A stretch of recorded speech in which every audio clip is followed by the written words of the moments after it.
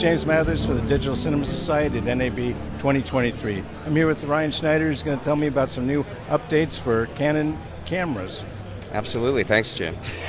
We have several firmware updates coming for all of the cameras in the Cinema EOS lineup, but the majority of them will be on the R5C. So this is our very powerful hybrid photo and video camera that includes the Cinema EOS operating system.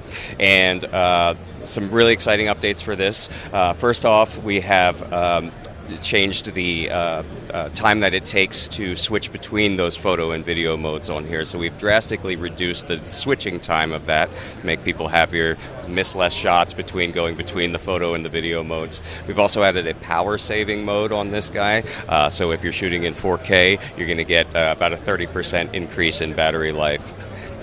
For the VR shooting, this is a very unique camera because it can utilize our RF 5.2 millimeter dual fisheye lens for doing 180 degree VR. We've improved the user interface on this now, so it's closer to the original R5, so you'll be able to magnify while you're in that great 8K recording resolution. You'll be able to switch the view between the left and right eyes of that lens, so you'll be able to make sure that there's no discrepancies in focus, just making your VR footage even that much better. So it looks like you have an anamorphic lens on there.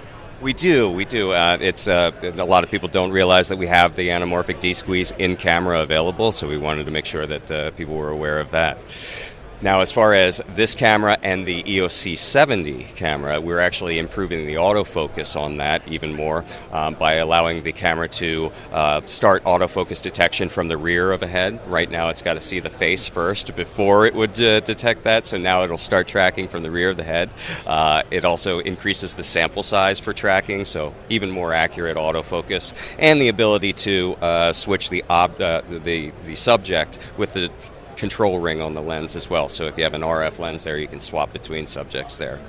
And finally, for all of the cameras, the C500 Mark II and the C300 Mark III included, we're enhancing our clear scan shutter mode, which is our shutter mode that you're able to dial in the exact frequency of the refresh. So for shooting with LED walls for VR production, we have much finer increments of adjustment on that to further reduce any kind of black bands or any problems with incompatibilities in the refresh rates on those walls. Sounds like a lot of improvements. Thank you, Ryan. Thank you.